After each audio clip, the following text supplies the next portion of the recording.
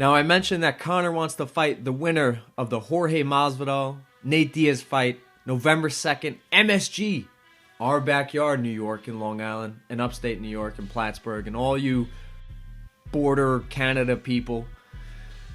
Conor McGregor wants to fight the winner of Masvidal and Nate Diaz, but that match is in jeopardy.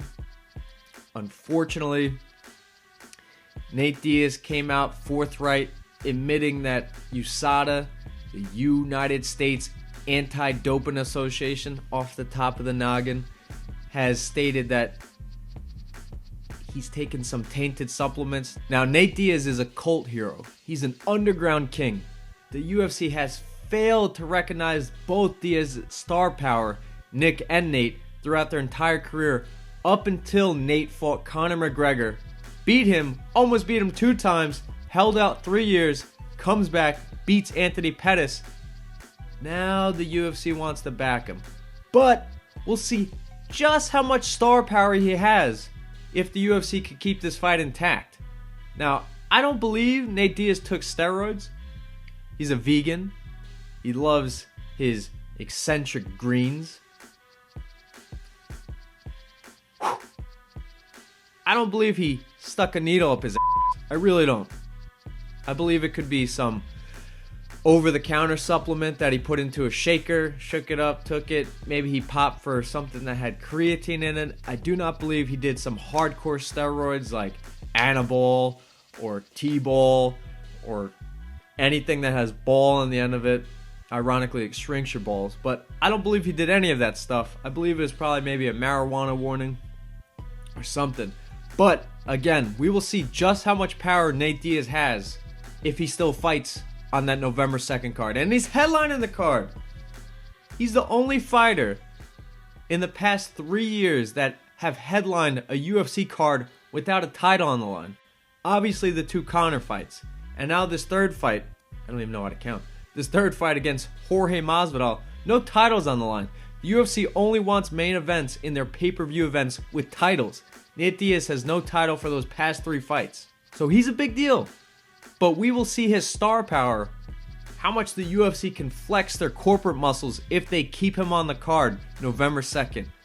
We've seen in the past, Brock Lesnar entered the steroid testing pool 3 months before his fight, and it's known that it needs to be 6 months before your fight you enter the steroid pool to fight.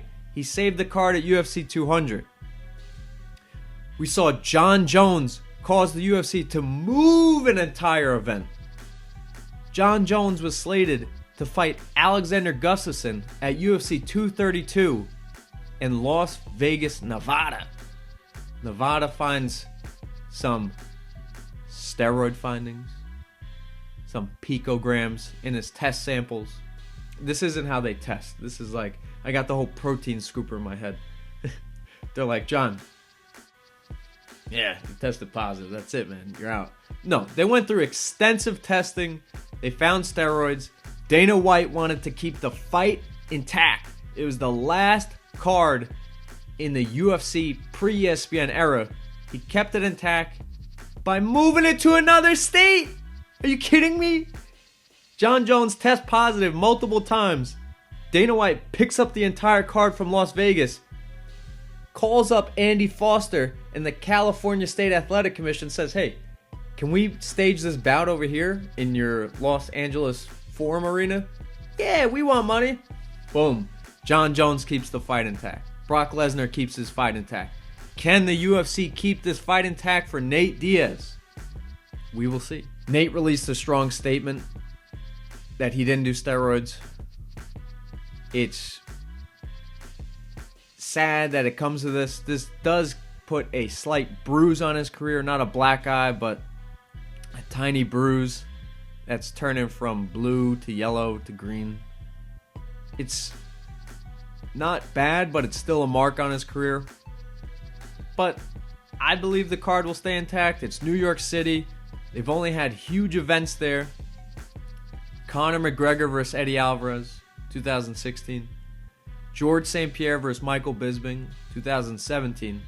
2018 was one of the best fighters of all time, John Jones' rival, Daniel Cormier, fighting Derek Lewis. That fight kind of went by the wayside. But 2019, the baddest belt is on the line. Nate Diaz versus Jorge Masvidal. Put your money on them keeping the event intact. And there's been no official release that this event is not intact. So I believe it's still going to happen. We're going to get Nate Diaz in New York. Some reporters have been worried that Nate Diaz is such a hardcore soldier, lives by a certain code, that just because he has this mark on his name now, he's not going to show up to any press events or show up to the fight even, just to make a point and show his disapproval of the system. I hope that's not the case, but it's possible.